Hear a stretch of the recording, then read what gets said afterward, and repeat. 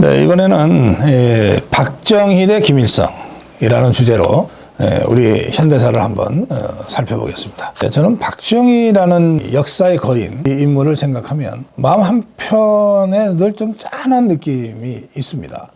그의 최후가 워낙 비극적이어서 그렇기도 하고, 그의 인생이 정말 굴곡이 많은 우리 현대사를 그대로 온전하게 다 담고 있어서 그렇기도 합니다만, 동시에 그가 겉으로 바깥으로 보이는 그 강력한 리더십, 그 리더십의 이면에 정말 감성이 풍부하고 여린 마음을 갖고 있었던 사람이라고 제가 생각하기 때문에 아마 더 그럴 겁니다. 박정희가 우리 역사에 처음 이름을 드러낸 것은 정말 아이러니컬한 것인데요. 여수순천 반란 사건 후입니다. 1948년 10월 9일, 19일부터 10월 27일까지 8일 동안 남로당의 그 군사 프락치들이 여수순천에 주둔해 있던 국군 제14연대 군인 2천여 명을 모아가지고 반란을 일으켰어요. 이들은 여수순천에 모여서 훈련을 하고 있었는데, 곧 얼마 후에 제주도 4.3 사건의 그 무장대를 진압하기 위해서 출동할 예정이었습니다. 그러니까 당시에는 이 국군 경비대가 좌파들도 막 받아들였거든요. 그래서 우리 군 안에 좌파 프락션들이 굉장히 많이 들어가 있었고, 남로당도 그때부터 군에 열심히 자기 공작 세포들을 심어놨어요. 그러니까 이제 여수 순천에 모여있던 14연대 군인들 중에도 좌파들이 많이 있었고, 이들이 얼마 후에는 군의 명령을 받아서 자기네 동지들을 진압하러 가야 될 상황이 되니까 그걸 거부하고 반란을 일으켰던 겁니다. 8일 동안에 여수 순천을 장악하고, 그리고 우익 인사들을, 자유파 인사들을 대거 살해, 학살하는 만행을 저질렀습니다. 이 사건으로 경찰 74명이 학살당했어요. 그리고 150명의 민간인이 살해당했습니다. 비상계엄이 선포됐고 우리 군이 진압을 했는데, 진압 과정에서 2,500여 명의 양민들이 또 죽었습니다. 당시에는 남조선 국방경비대였어요.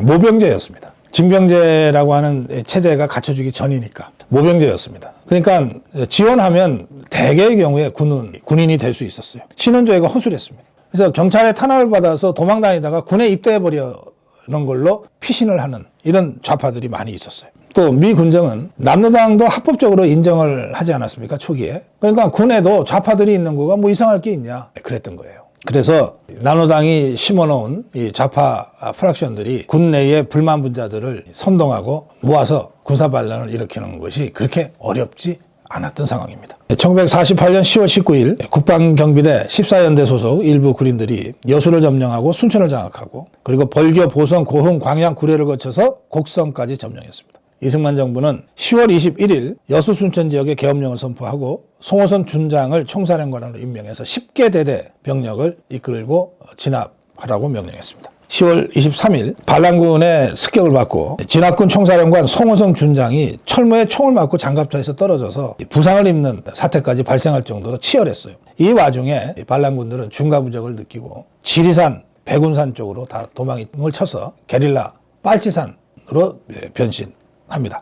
그리고 10월 27일 진압군이 순천에 이어서 여수를 완전히 장악해서 여수 순천 반란 사건은 8일 만에 이제 막을 내립니다. 지금 여수 순천 반란 사건과 관련해서 뭐 여러 가지 이야기들을 종북주사파들이 하고 있지만, 종북주사파들이 추앙하고 떠받드는 김구의 발언을 제가 전해드리겠습니다. 김구는 여수 순천 사건을 반란으로 규정하고 테러로 규정했습니다. 10월 28일 공개 입장문 발표를 했는데, 김구는 여기서 이렇게 주장했습니다. 순진한 청년들이 용서할 수 없는 죄를 범하였으며, 반도 공산주의자들의 목적은 북한 정권을 남한에 연장시키는 것으로 보인다. 그 이틀 후인 10월 30일 또 담화를 발표하는데, 김구는 여수 순천 등지 반란을 집단 테러 활동으로 규정합니다. 부녀와 유아까지 참살하였다는 보도를 들을 때 그 야만적 소행에 몸소리치지 않을 수 없다, 이렇게 발표했습니다. 여수 순천이 군사 반란이고 남로당 프락션들이 공작한 반란 사건이었다라고 하는 것은 너무나 명백한 역사적 사실이기 때문에 재론할 필요도 없을 것 같습니다. 여수 순천 반란 사건의 영향은 여러 가지로 우리 사회에 변화를 가져와서 1948년 12월 1일 국가보안법이 제정됩니다. 그리고 이와 유사한 군사 반란 사건이 다시 있어서는 안 된다는 생각, 이 위기의식을 가지고 군내에 침투한 자익 세력에 대한 대대적인 색출 숙청 작업에 나서는 겁니다. 바로 그때 박정희가 체포됩니다. 그리고 우리 군은 그때부터 이 14연대의 사자 이거를 어떤 군부대에서도 쓰지 않게 됩니다. 그리고 14연대는 아예 없어졌고 4연대는 20연대로 재편됐어요. 이 군 프락치들에 대한 색출, 숙청 과정에서 남로당 군사 총책 바로 밑에 있던 부책입니다. 남로당 군사 부책 이재복이 체포됐습니다. 그리고 그 연락책인 김영식이 체포됐는데 여기서 남로당 조직 명단이 입수됐어요. 이 조직 명단에 박정희 소령의 이름이 발견된 겁니다. 당시 이 사건을 담당했던 김한일 특목과장은 이렇게 술회했습니다. 남로당 군사부책 이재복의 비서 겸 군사연락책이었던 김영식이를 데리고 전국의 군부대를 돌면서 남로당 세포들을 찍으라 했더니 계속 찍어줬고 그래서 그냥 주워담기만 하면 되는 수사였다. 그런데 이재복의 명단 속에 바로 박정희 소령의 이름이 포함되어 있었다. 이 박정희가 여수 순천 반란 사건에 직접 개입했다는 증거는 현재까지 없습니다. 다만 남로당 입당 원서에 도장을 찍은 것은 사실인 것 같아요. 그리고 이재복의 이 남로당 세포, 군에 침투한 세포 중에 한 사람으로 박정희 소령의 이름이 나왔던 것도 사실인 것 같습니다. 이재목은 박상희의 아주 가까운 친구였습니다. 근데 셋째 형 박상희는 박정희가 어릴 때부터 가장 존경하고 따르던 형입니다. 그 박상희와 가장 가까운 친구 중에 한 사람이 바로 이재복이었던 거예요. 남로당 군사부책. 수사팀장이 당시에 김창룡이었는데 이 김창룡은 박정희가 가장 존경하던 친형 박상희의 가까운 친구 이재복이라는 남로당의 거물과 개인적인 친분이 있었던 것을 확인하고 나서 그렇다면 박정희도 남로당 고위 간부일 가능성이 있다고 의심하고 박정희를 체포했습니다. 1949년 체포 후 석 달 후인 1949년 2월 8일 군사재판 1심이 열렸는데 여기서 박정희는 무기징역, 파면, 급료 몰수형을 선고받았습니다. 그런데 당시 군 지휘관들이었던 김점권, 강측모 그리고 백선엽의 노력으로 징역 15년으로 감형됩니다. 그리고 직접 여수수전 반란 사건에 개입한 적은 없었으니까 그리고 박상희의 가까운 친구 이재복의 인연 때문에 이렇게 엮여 들어간 것 같은데 그러니까 박정희가 수사팀에서 이미 가지고 있었던 남로당 명단을 조직구도 윤곽을 그려주면서 수사에 협조를 했어요. 그래서 재심사 과정에서 백선엽, 김한일, 김창룡 이 세 사람의 보증을 받고 집행정지로 풀려나서 민간인 신분이 됩니다. 백선엽, 대령, 김한일, 방첩과장, 김창룡 대위 세 사람의 보증이 있었습니다. 그렇지만 그 후로 박정희는 남로당 연루자라고 하는 꼬리표가 달려가지고 군에서 제대로 활동을 할 수가 없었어요. 미국 유학 대상자로 선발됐지만 신원조회 과정에서 탈락하기도 하는 불운을 계속 겪게 되죠. 이 감옥에서 백선엽 등의 노력으로 이제 풀려난 박정희는 편의적으로 당시에는 뭐 이렇게 시스템이 딱딱 정립되지 않았던 어수선한 시기였으니까요. 편의적으로 정보국, 육군 정보국, 전투정보과 상황실장이라는 비정규 직책으로 한 1년간 복무하게 됩니다. 이때가 6.25 전야입니다. 그런데 당시에 정보국 전투정보과에 배치되어 있었던 젊은 육사 8기생들을 만나게 되죠. 김종필, 이우락 등이었습니다. 나이로는 대여섯 살 아래고 육사로도 한 6년 후배인 8기생들 중에 선두주자들과 만나게 됩니다. 그래서 바로 이 육사 8기생들이 5.16 군사정변의 핵심 주도 세력이 되는 겁니다. 그러다가 6.25 전쟁이 터져요. 육군 전투정보과가 하는 일은 뭐냐면 북한의 군사 동향을 면밀히 검토하고 예측을 하는 거였어요. 그리고 예측하는 보고서를 이제 군 수뇌부에 전달하는 일이었는데 그러니까 육군의 어느 부서보다도 북한군의 동향을 잘 알게 되고 그래서 다가오는 전쟁의 냄새 6.25 전쟁의 냄새를 가장 먼저 맡았던 부서였습니다. 박정희가 일하던 전투정보과는 1949년 12월부터 6.25 전쟁 6달 전부터 남침 징후를 포착했고 비공식 상황실장 역할을 하던 박정희 주재하에 여러 차례 회의를 열면서 남침 가능성을 경고하는 의견서, 판단서를 작성해서 군수 내부로 전달을 했습니다. 전투정보과에서 1949년 말에 작성한 적정 판단서 여기에 따르면 북한군은 의정부 서울 방향을 주공 방향으로 삼고 개성 서울 서쪽에 동쪽에 화천 춘천 서울 남쪽 우회 노선을 보조적인 공격 방향으로 삼을 것이다. 세 군데에서 밀어오는데 의정부 서울 방향을 주 공격 노선으로 삼을 것이다. 그리고 주문진과 옹진에서 양동작전을 펼칠 것이다. 이렇게 분석했어요. 이 보고서는 남아 있습니다. 실제로 반년 뒤에 북한군이 남침한 경로가 아주 정확하게 예측돼 있습니다. 그러니까 이 판단서를 보면 당시 박정희와 함께 일하던 648기생들 김정필, 이우락은 당시 우리 군의 그 자원들 중에서 가장 정확한 최정예 인력들이었다고 하는 것을 확인할 수가 있습니다. 이 판단서의 총론 부분은 박정희가 직접 집필했다고 합니다. 박정희는 1950년 봄을 계기로 북한군의 급진적 변화가 얘기된다. 북괴는 전 기능을 동원해서 전쟁 준비를 갖추고 있다. 전쟁 준비가 완성되면 38도선 일대에 걸쳐 전면 공격을 취할 기도를 갖고 있다고 판단된다. 이렇게 썼습니다. 정확하잖아요. 6개월 후에 벌어질 6.25 전면전을 소름 끼치도록 정확하게 예측하고 있습니다. 이 판단서를 보고 박정희는 이 군 수뇌부에도 이 판단서를 근거로 해서 여러 차례 설명회도 가졌다고 하는데, 이 군 수뇌부는 이 판단서에 근거해서 미 군사 고문단 측에 북한군의 남침 위협이 있다는 것을 강조하면서 대전차 무기의 제공을 여러 번 요청했지만 미군 측에서 스탈린이 도발한다면 유럽에서 하지 한반도에서 안 해. 그리고 전차 하는데 한반도는 산악지형이잖아. 전차가 무슨 소용이 있어? 라는 말만 되풀이하며 거절했다고 합니다.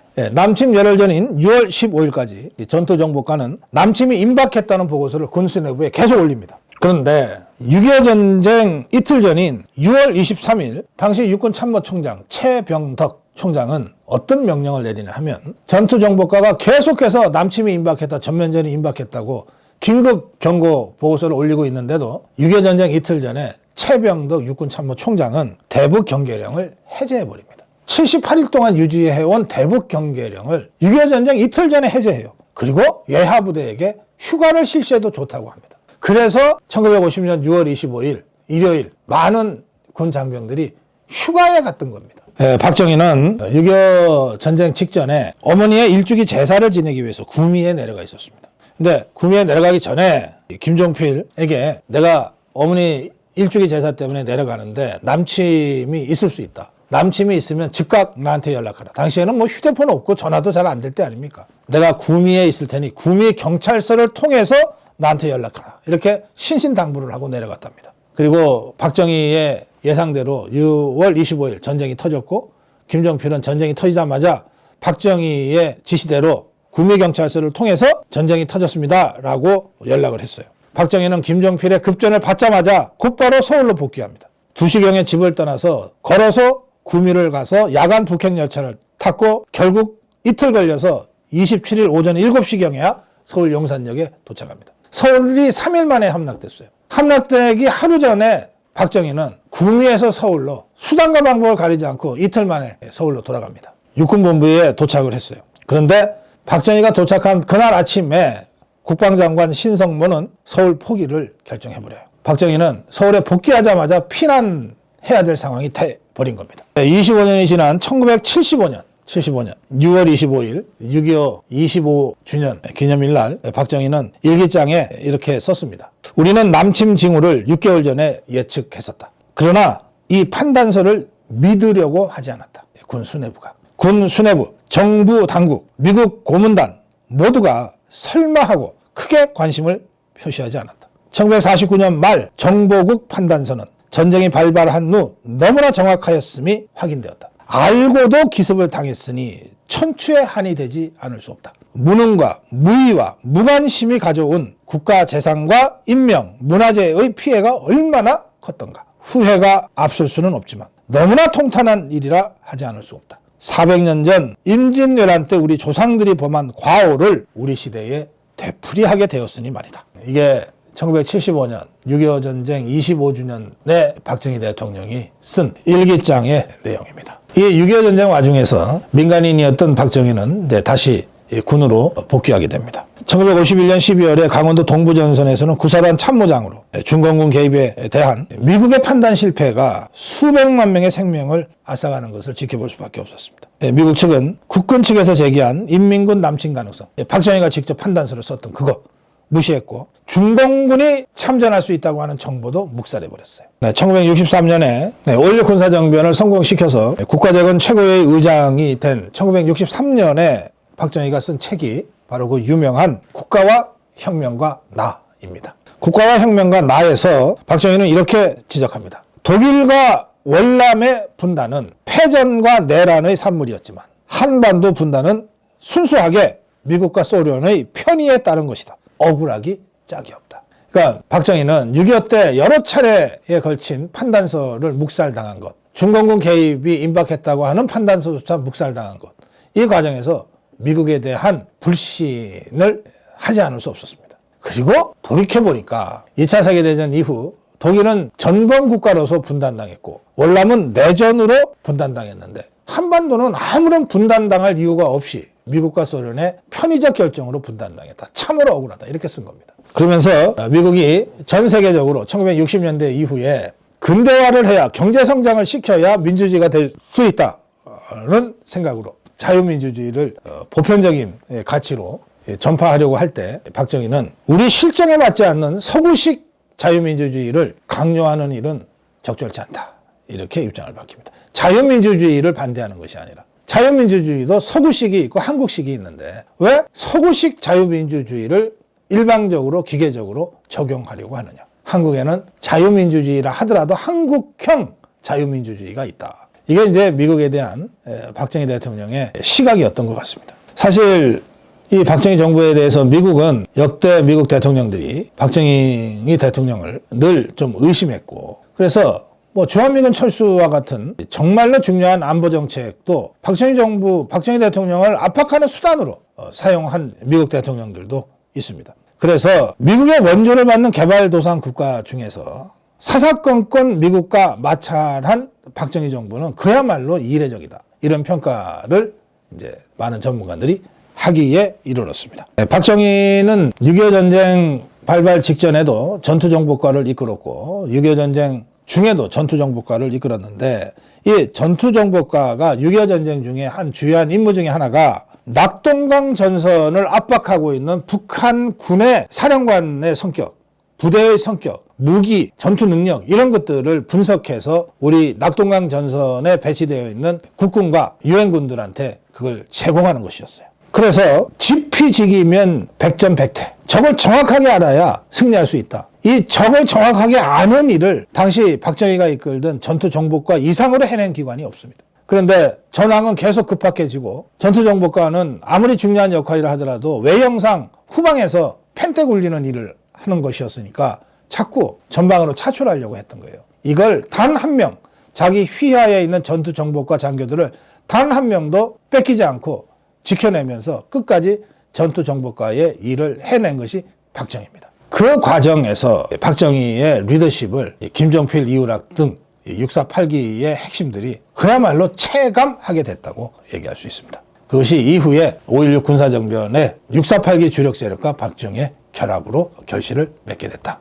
이렇게 말씀드릴 수 있습니다. 네, 이렇게 죽음의 문턱에까지 갔다가 9.4일생으로 살아나서 다시 군에 복귀했던 박정희는 6.48기들과 함께 5.16 군사정변을 일으켜서 대한민국의 대통령이 됩니다. 그 이후 박정희의 18년간의 통치는 한 축으로는 근대화지만 또 한 축으로는 김일성과의 체제 경쟁이라고 하는 둘 중에 어느 쪽이 더 절박하고 중요했을까 하면 저는 체제 경쟁 쪽이야 라고 생각합니다. 북한은 1972년에 마르크스 레닌주의를 공식적으로 폐기합니다. 북한이 공산주의 국가지만 공산주의의 교본인 마르크스 레닌주의를 공식적으로 폐기하고 북한식 사회주의, 이른바 주체사상 유일체계로 나라를 완전히 바꿔버립니다. 1972년 12월입니다. 북한은 조선민주주의 인민공화국 헌법을 폐기하고 조선민주주의 인민공화국 사회주의 헌법이라고 하는 것을 채택하는데 실제 그 내용은 사회주의의 교조인 막스 레닌주의를 폐기하고 김일성 주체사상으로 국가 이데올로기를 바꿔버린 겁니다. 북한 헌법 1972년 12월에 북한 헌법에 따르면 헌법 1조 북한은 자주적인 사회주의 국가 이걸 천명합니다. 소련 지시받는 나라 아니다. 중공 지시받는 나라 아니다 이겁니다. 그리고 정치, 경제, 문화의 모든 면에서 자주성과 사회주의 원리에 의해 운영되는 체제라는 점을 강조합니다. 이때 자주, 이게 주체사상의 핵심인 거죠. 둘째, 노골적으로 막스 레닌주의를 폐기해버리는데 주체사상을 마르크스 레닌주의를 우리나라의 현실에 창조적으로 적용한 사상이다 이렇게 규정합니다. 그래서 마르크스 레닌주의가 아니라 주체사상을 국가활동의 지도적 지침으로 선언합니다. 북한 사회를 이끌어갈 지도 사상은 마르크스 레닌주의가 아니라 김일성 주체 사상이다. 이렇게 선언하는 겁니다. 그 이전부터도 북한은 공산주의라고 할 수 없는 변종이었지만 1972년 북한 헌법 선언을 통해서 북한은 대내외적으로 우리는 막스 레닌주의가 아니다. 더 이상 김일성 주체 사상 국가다. 이렇게 선언한 겁니다. 그리고 셋째, 상권 분립 같은 거 다 없애버렸습니다. 수령의 유일적 지도가 가능한 국가 주석 제도를 신설하고 김일성이가 국가 주석이 됩니다. 1972년에 있었던 북한 정권의 이 완전한 변종으로의 전환, 이것에 맞서서 평생 김일성을 숙적으로 생각했던 박정희는 저 김일성 주체 사상의 자유민주주의, 서구식 자유민주주의로는 도저히 대응하기가 어렵다라고 판단하고 한국형 자유민주주의 체제로의 전환을 강력하게 밀어붙이는데 그것이 바로 유신체제의 등장입니다. 1972년 10월 17일 4가지 비상조치를 발표합니다. 이 내용의 핵심은 뭐냐 하면 대통령을 직선이 아니라 통일주체국민회의의 간선으로 뽑는 것입니다. 그리고 대통령이 국회 해상권도 가지고 국회의원 3분의 1을 임명할 수 있게 만들었습니다. 임기 6년에 회수 제한 없이 연임할 수 있도록 했습니다. 이 유신에 대해서는 제가 대학원에 다닐 때부터 지속적으로 연구해 온 주제인데 또 지금도 학계에 논쟁이 계속되고 있는 주제입니다만 저는 오늘 이 시간에는 김일성과의 체제 경쟁에서 김일성이 유일주체 사상체계로 전환한 그 시점에 그 김일성을 꺾기 위한 박정희의 고육지책이 유신으로 나타났다고 하는 점만 제가 설명하고 넘어가겠습니다. 10월 유신이 단행됐던 1970년, 71년, 72년 이때요. 여전히 우리는 북한에 뒤처지고 있었습니다. 국민소득 1970년 북한의 국민소득 384달러, 한국은 275달러. 1970년에 군사비 지출은 북한이 74억 달러, 7억 4천만 달러, 남한은 3억 3천만 달러. 격차가 2배 이상 났어요. 우리 군은 소총조차 자력 생산하지 못하는 반면에 북한군은 소련 현역군 수준으로 이미 무장돼 있었습니다. 그래서 1970년을 적화 통일의 호기라고 판단한 북한, 김일성은 게릴라전 공격을 무차별적으로 감행합니다. 1968년에 1월 21일 김신조 등 31명의 무장특공대가 청와대 기습을 일으킵니다. 청와대 습격 사건, 121 사태, 청와대 뒷산까지 접근을 했죠. 그 이틀 후인 1월 23일에는 푸에플로 납치 사건이 터졌고 그리고 그해 10월에는 울진 삼척 지역에 100명 단위의 무장공비 침투 사건이 벌어졌습니다. 또 그 한 해 후인 1969년 4월 15일 미 해군 정찰기 EC-121이 격추당해서 승무원 31명이 모두 사망했습니다. 또 1970년 6월 22일에는 공비 3명이 서울에 있는 국립묘지 현충문 폭파 사건을 일으켰고 1974년 8월 15일 기념식에는 조총련 간첩 문세강이가 박정희 대통령을 저격했는데 그 흉탄에 유경수 여사가 서거했습니다. 이에 맞서서 그러니까 김일성이가 총력전을 펴부은 겁니다. 60년대 후반부터 70년대 초반까지. 지금이 박정희를 제거하고 남한을 적화시킬 절호의 기회다. 총력전을 펼쳤는데 이에 맞서서 박정희는 1968년에 향토 예비군을 창설합니다. 250만 명. 70년에는 ADD 국방과학연구소를 출범시킵니다.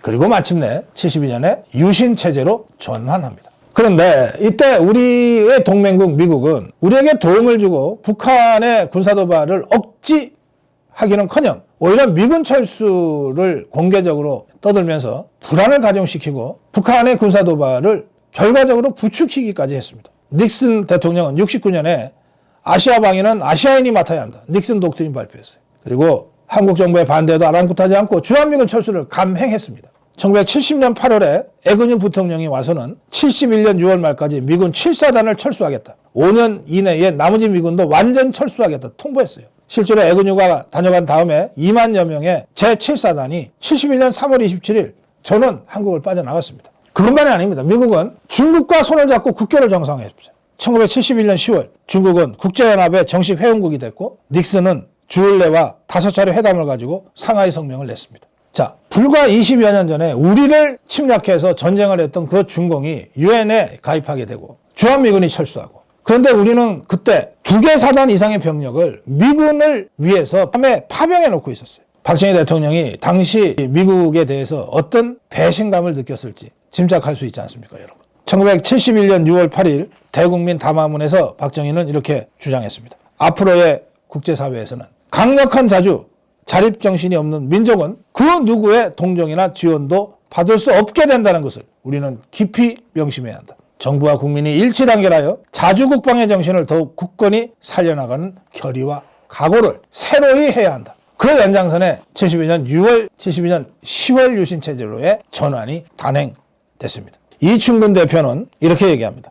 10월 유신의 목표는 미군의 도움 없이도 나라를 지킬 수 있는 국가 위기관리 체제를 구축하는 것이었다. 미국이 한국 방위를 사실상 포기하고 한미 관계가 근본적으로 변화하는 국제정치 구도에서 경제발전과 자주국방을 이루어야 한다는 절박함이 10월 유신을 촉발했다. 북한이 당시에 남침 준비를 완료했다는 사실은 여러 서류에서 확인되고 있습니다. 1996년에 러시아 1 부국장은 이렇게 증언했어요. 김일성이 75년 4월 중국을 방문해서 남한과 전쟁할 준비가 다 됐다고 지원을 요청했었다는 거예요. 또 김일성은 그때 중국에다가 잃을 것은 군사경계선이고 얻을 것은 조국의 통일이다. 이렇게 큰 소리까지 쳤다는 겁니다. 이런 긴박한 국제정세 속에서 박정희 대통령도 그 상황을 정확하게 인식하고 대응했습니다. 해방 25주년 기념식에서는 남북한 간에 어떤 체제가 좋은지 선의의 경쟁을 하자. 이렇게 체제 경쟁을 공개적으로 제안했고 그 다음 해인 71년 4월 대통령 선거 유세 연설에서는 나의 경쟁 상대는 야당 후보가 아니다.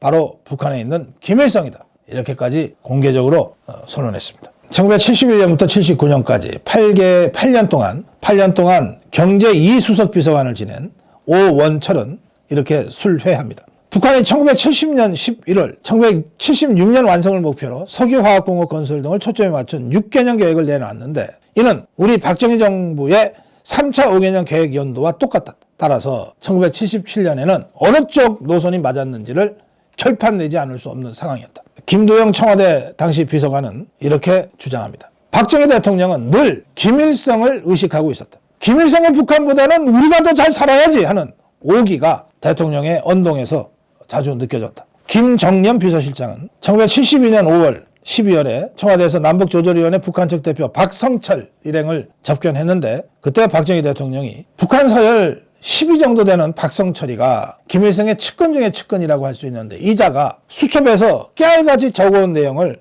한자라도 틀릴까봐 긴장하면서 읽어 내려가는 것을 보고 야, 북한의 김일성 유일사상 체계, 김일성 체계는 엄청나게 경직됐지만 동시에 엄청나게 강하구나 라고 하는 것을 느꼈다는 거예요. 그런가 하면 야당에 대한 불신도 유신 단행의 배경 중에 하나였다는 분석도 있습니다. 1971년 대선에서 김대중은 대중경제론을 내놨는데 이 대중경제론의 핵심은 농업주도 근대화입니다. 이거는 박정희 대통령이 추진한 중화공업화, 산업주도 근대화와는 달라도 너무 다른 노선이었던 거예요. 또 4대국 안전보장이나 예비군 폐지, 이거는 북한의 국력이 우리보다 앞서 있는 현실 속에서 보면 더구나 미국이 한국에서 발을 빼고 있는 상황에서 보면 그야말로 나라와 국민의 생각도 하지도 않는 인기 영합적인 정략적 술수다 이렇게 본 거죠. 그렇기 때문에 야당을 불신할 수밖에 없었다. 그래서 박정희는 10월 유신을 단행했습니다. 그리고 1974년 유신 단행 2년 만에 1970년에는 북한이 대한민국보다 GNP나 군사비가 더 많았고 높았다고 그랬죠. 그 4년 후입니다. 유신 단행 2년 만에 우리나라는 1인당 국민소득 543달러, 북한이 515달러. 마침내 북한을 제칩니다. 군사비 지출도 76년부터 북한을 추월했어요. 그리고 한번 골든 크로스가 이루어진 이후 이 폭은 급속하게 벌어져서 지금은 대한민국과 북한의 국력 50배 이상 차이가 나는 지금의 현실까지 오게 된 겁니다. 이런 역전을 가능하게 했던 원천이 바로 10월 유신이고 정치적으로 그리고 경제적으로는 중화학공업화였다는 겁니다. 이 중화학공업화 선언은 10월 유신 선언 3개월 만에 이루어집니다. 10월 유신은 중화학공업화로의 본격적인 발전을 염두에 둔 정치체제의 전환이었다. 이렇게 평가할 수 있습니다. 김세중 연대 명예교수는 중화학공업화 근대화는 자본과 기술과 경영 능력이 미흡한 한국이 정상적인 성장 경로를 이탈한 파격적인 선택이었다. 이 파격적인 선택인 중화학공업 밀어붙이기에 성공하려면 유신이라고 하는 특수한 정치체제가 불가피했다. 그래서 박정희는 73년 3월에 중화학공업화를 선언하고 나서 오원철 수석비서관을 중심으로 43명의 실무기술관료로 중화학공업기획단을 구성했습니다. 그리고 이들에게 어떠한 정책 외풍도 미치지 않도록 확실하게 방어막을 쳐줬습니다. 그래서 오원철 비서관은 이렇게 순례합니다. 중화학공업화는 수출, 방산을 해결하는 일석삼조의 정책이었다. 창원의 기계공단, 여천의 석유화학공단, 옥포의 조선소, 구미의 전자, 포항의 제철, 온산의 비철금속, 이 6개 공업단지부터 방위산업 핵심 기지의 역할을 처음부터 했다. 중화공업화는 경제성장의 동력이기도 했지만 동시에 방위산업의 핵심 베이스 캠프 역할을 했다. 유신체제와 중화공업화의 강력한 추진으로 박정희 대통령은 100억 달러 수출 목표를 4년 빨리 앞당겨서 1977년에 달성합니다. 1인당 국민소득 1,300달러를 1978년에 이뤄내요. 1971년부터 77년간의 수출 증가액은 연평균 43.9%입니다. 어떤 나라도 이 6년간에 걸쳐서 연평균 43.9%의 수출 증가율을 기록한 나라는 아직 없습니다. 좌승희 원장은 이렇게 얘기합니다. 이 석유 파동으로 중동산 두바이유가 원유 가격이 3배 이상 급등하는 이 절박한 경제 위기 상황에서 중화공업화를 통해서 1차 오일 쇼크 위기를 이겨냈다는 점에서 정말 값진 성과였다. 박정희는 1972년 특별담화문에서 이렇게 얘기합니다. 유신헌법 개정안은 능률을 극대화하고 국력을 조직해서 안정과 번영이 기조를 굳게 다져나가기 위한 것이다. 공산 침략자들로부터 우리의 자유를 지키기 위한 체제다. 큰 자유를 지키기 위해 작은 자유는 일시적으로 희생할 줄도 알아야 한다. 절제할 줄도 아는 슬기를 가져야 우리는 보다 큰 자유를 빼앗기지 않을 것이다. 박정희는 10월 유신으로 자신한테 온갖 비난이 쏟아질 것을 잘 알고 있었던 것 같아요. 그래서 이런 얘기도 합니다. 나 개인은 조국 통일과 민족 중흥의 재단 위에 이미 모든 것을 바친 지 오래다. 오늘의 성급한 시비나 비방보다는 민족의 유구한 장래를 염두에 두고 내일의 냉엄한 비판을 바란다. 이 유신 7년 동안에 박정희 대통령은 누구보다도 솔선수범하는, 만약에 이 시기 박정희를 독재자라고 한다면 세상에서 가장 훌륭한 청렴한 독재자였다 라고 하는 평을 할 수밖에 없을 정도의 그런 생활을 해냈습니다. 김정년 비서실장의 회고입니다. 특별한 행사가 없으면 박정희 대통령의 점심은 멸치나 고기 국물에 만 기계국수였다. 유경수 여사, 나, 의전수석, 비서실장, 보좌관 등 본관 식구들은 똑같이 국수를 먹었다. 장관들도 청와대에서 회의를 하는 날이면 점심은 국수였다. 박 대통령이 살던 본관 2층과 집무하던 1층에는 에어컨이 없었다. 전기를 아끼려는 뜻에서였다. 선풍기는 있었지만 그것조차 돌리지 않았다. 한여름에 박정희 대통령은 파리를 잡기 위해 파리채를 휘두르곤 했다. 그는 양복, 외투, 네이, 구두 모든 것을 국산품만 썼다. 박정희 대통령은 1965년 2월부터 1979년 9월까지 14년 동안, 15년 동안 한 달도 거르지 않고 매월 상공부가 개최하는 수출진흥 확대회의, 그리고 경제개혁원이 주관하는 월간 경제동향회의에 모두 299차례 참석했어요. 매월 2차례 이 회의를 주재하면서 경제성장을 지휘하고 세밀하게 챙겼어요. 유신체제가 붕괴된 것이 1979년입니다. 그런데 1978년경부터 박정희 대통령은 이 유신체제를 계속해서 유지하기는 어렵다고 생각한 것 같습니다. 비서실장 김정념은 이 문제를 이렇게 설명합니다. 박정희 대통령은 유신헌법 자체의 개정 문제를 은밀히 연구시키기로 결심했다. 당시 중앙정보부장을 그만두고 쉬고 있던 신직수 법무부 장관도 하고 중앙정보부장도 했죠. 신직수에게 유신헌법 개정 문제에 대한 작업 지시가 떨어졌다. 신직수는 1978년 연말 개각 때 새로 생긴 대통령 법률 담당 특별보좌관으로 임명됐다. 신직수로 하여금 유신헌법 개정 작업을 담당시키고자 했던 것이다. 또 박정희 대통령은 카터 대통령이 우리에게 통고한 주한미 지상군 완전 철수 시한인 82년까지는 우리 손으로 만든 무기로 20개 예비사단을 완전 무장시켜 놓은 다음에 최소한의 안전 보장 장치를 만들어 놓은 다음에 83년에 하야하겠다. 이렇게 본인의 거취 문제를 정리해 놓고 있었다. 이건 김정년 비서실장의 증언입니다. 유신체제에 대한 비판 중에는 세계적 석학들도 있습니다. 에즈라 보겔 하버드대 교수는 박정희 유신체제에 대한 강력한 비판자였음에도 불구하고 박정희를 이렇게 평가합니다. 박정희는 헌신적이었다. 개인적으로 착복하지 않았고 열심히 일했다. 그는 국가에 일신을 바친 리더였다. 10월 유신은 또 한 번의 5.16이었다. 이영훈 교수는 박정희에게 민족사를 위한 충정이라 할 만한 다른 의도는 없었는가? 유신으로 인한 민주제 정치의 훼손이라는 비용보다 그로 인한 국가경제의 건설이라는 편익이 훨씬 컸다는 재평가의 여지도 있지 않겠는가. 좌파 역사학자로 6.25 북침설과 유도설을 유포했던 브루스 커밍스가 있습니다. 이 사람도 박정희에 대해서는 이렇게 평가합니다. 누구도, 심지어 슌페터조차도 한국이 첨단 전자기술 분야에서 미국, 일본과 어깨를 겨루리라고 예상하지 못했다. 이 대추진, 더 빅푸시, 이 대추진 후 한국은 종합적인 산업구조를 발전시킬 수 있는 기반을 확보했다. 그것은 위대한 성공이자 한국의 독립선언이었다. 한국인들은 이후로 어깨를 펴고 자신만만하게 걸어다니게 됐다. 바로 이것이 박정희를 전후 한국에서 가장 존경받는 지도자로 만들고 있다. 박정희는 김일성을 확실하게 완벽하게 이겼다. 네, 1970년대 초중반을 거치면서 대한민국과 북한은 이제 국력이나 군사력, 경제력에서 완전히 역전됐습니다. 그 흐름, 그 역전의 최선두에 박정희 대통령이 있었죠. 김일성이는 그 직전에 수차례에 걸친 무력 도발을 하고 박정희 대통령을 직접 암살하기 위해서 간첩까지 파견하고 했는데 결국 실패했어요. 그 후로는 대한민국과 북한의 경쟁력, 국력은 계속해서 기하급수적으로 벌어져서 지금은 50배, 60배 이상의 차이가 나는 걸로 그렇게 모든 전문가들이 인정하고 있습니다. 그러니까 북한이 이 차이를 정상적인 방법으로는 메꾸는 게 불가능하죠. 이미 나라가 아니에요, 북한은. 그래서 마지막으로 김정은 집단의 생존을 위해서 핵무기와 미사일에 정말 올인하다시피 하고 있는 겁니다. 또 끊임없이 적어도 평양 시민도 못 믿고 그 수천 명에 불과한 군 수뇌부와 당 수뇌부들만 가지고 지금 통치라고 하는 걸 하고 있습니다.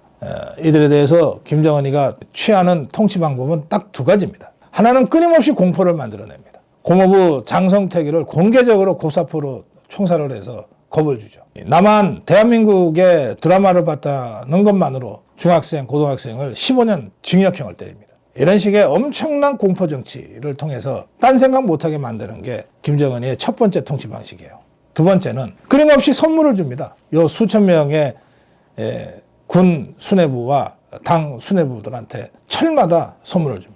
이 선물을 주기 위한 외화벌이가 마약을 판매해서 무기를 판매해서 그동안 이루어졌어요. 최근에는 수천 명에 달하는 해커 부대를 동원한 암호화폐 도굴로 통치 자금을 메우고 있는 상황입니다. 정상적인 국가도 아니고 정상적인 권력도 아닙니다. 북한의 몰락은 사실은 예고된 거예요.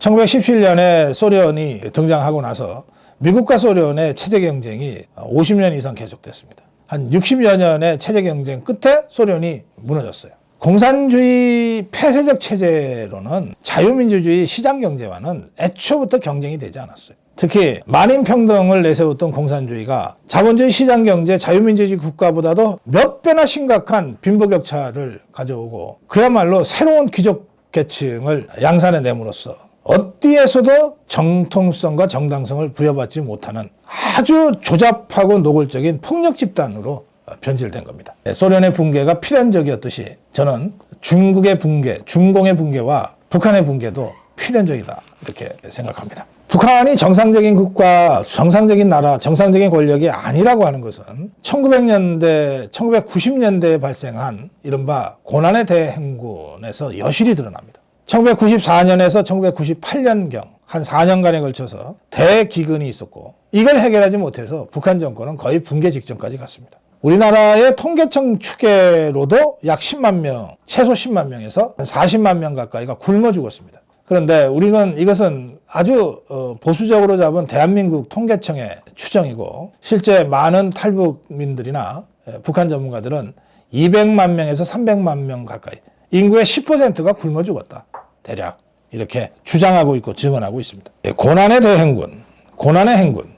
이건 이제 북한 역사에서는 사실은 좀 어렵지만 영광스러운 시기를 얘기할 때 쓰는 말입니다. 첫 번째 고난의 행군은 1938년, 1939년. 김일성이가 일본군에 쫓겨서 만주, 백두산, 밀림 이런 데를 도망 다니면서 100여일간 행군했다고 하는 그때가 첫 번째 고난의 행군입니다. 그러니까 이것은 백두혈통하는 북한에서는 고난의 행군인과 동시에 김일성 정권의 정당성의 기반이 되는 영광의 시기이기도 했던 겁니다. 두 번째 고난의 행군은 천리마운동 시기입니다. 수차례 걸친 종파 투쟁 끝에 반대파들을 다 제거하고 나서 북한 체제를 완벽한 동원 체제로 만들기 위해서 시작한 것이 천리마 운동이었습니다. 이때 수많은 천리마 영웅들을 만들어냈어요. 얼마나 힘들었겠어요. 그때 두 번째 고난의 행군이 있었어요.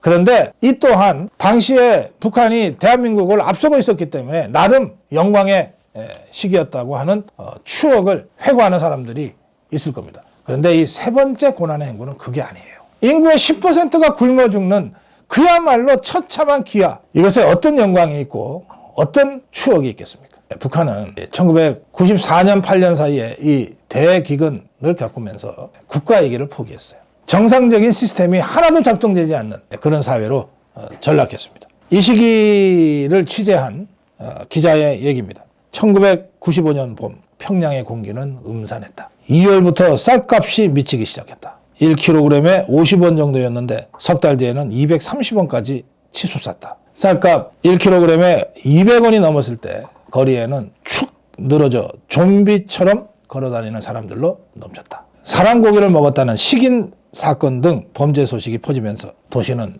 몇 달 만에 흉흉하게 변했다. 여름에는 소나무 껍질을 벗겨 먹기 시작했고 가을부터 굶어 죽는 사람들이 나오기 시작했다. 몇 달 뒤 굶주림은 평양까지 집어삼켰다. 아사자 숫자, 굶어 죽은 사람의 숫자가 300만 명이라 알려지기도 한다. 어림잡아 1000만 명은 심각한 신체 정신적 장애를 겪었을 것이다. 제가 개성공단에 갔을 때 길에서 봤던 북한군 병사가 우리나라 초등학생 고학년 5, 6학년 정도밖에는 키가 안 되더라고요. 총을 맸는데 총이 땅에 끌릴 정도예요. 군복은 남루하고 신발은 해진 운동화. 이게 정상적인 군이 아니에요. 그냥 산적대, 마적대 중에 하나가 갑자기 개성 시내에 나타났다고 생각하시면 돼요. 그런데 여러분, 개성이라고 하는 것은 평양보다도 더 신분이 확실하고 더 특권층이 사는 곳입니다. 어쨌든 개성공단을 통해서 대한민국에 물품이 들어가고 달러가 들어갈 수 있는 곳이니까 특별시라고 하는 평양 시민들보다 개성을 더 좋아합니다. 그야말로 특권층 자녀들이 올 수 있는 곳. 이곳이 개성인데 그 개성에 그것도 성군 정치의 가장 우대받는 층인 군인의 몰골이 그래야 했습니다. 북한은 완전히 몰락해버렸어요. 회생불능입니다. 우리는 리을자로 끝나는 것이 죄다 부족하다. 리을자가 뭘까요? 쌀, 리을이죠. 물, 불, 땔감, 일거리. 뭐 다 부족한 거예요. 평양 중심부조차 하루 2시간밖에는 전기를 못 주게 됐다. 자, 평양에 김정은이가 선전하느라고 뭐 100층짜리 유경 호텔이 어쩌고 저쩌고 하죠. 한 80층쯤에 누가 들어갔다고 칩시다. 전기는 안 들어와요. 네, 80층 걸어 내려가야 됩니다. 80층 걸어 올라가야 돼요. 그게 북한에서도 특별한 주민들만 산다는 평양의 실상입니다.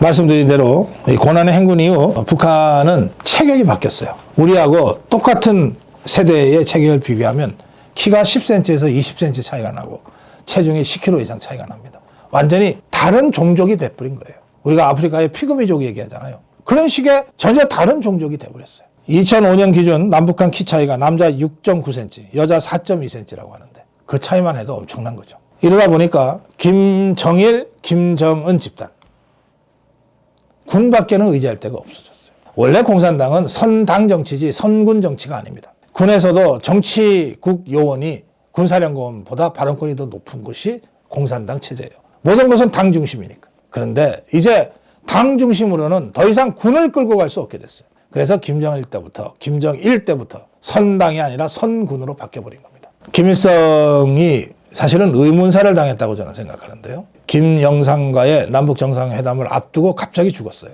그리고 김정일이 집권합니다. 김정일이 집권한 직후부터 무자비한 총질이 시작됩니다. 그러면서 선군 정치를 표방하는데 김정일이는 뭐라 그랬냐면 나는 여태까지 조선노동당의 신세 진 일 없다. 앞으로도 신세 질 일 없다. 오로지 군이다. 총대로 다스리겠다. 이게 김정일 선군 정치의 실상이에요. 그 선군 정치를 김정은이가 그대로 이어받고 있습니다. 그런데다가 이제는 김정일이만큼의 세력 기반도 없기 때문에 하는 일마다 예측 불가해요. 이제는 김정은이가 무슨 말을 해도 전혀 놀랄 일이 없을 정도가 됐어요. 비정상이 정상이 돼버렸어요. 이 모든 북한의 몰락, 북한 정권의 몰락은 1960년대부터 시작된 박정희, 김일성 체제 경쟁의 결과입니다. 여러 가지 측면에서 많이 앞서 있었던 북한이 박정희 체제와 김일성 체제가 맞짱 뜬 10년 동안에 역전돼 버렸어요. 그 이후에 따라갈 수 없을 정도로 급속하게 국력이 차이가 나기 시작했습니다.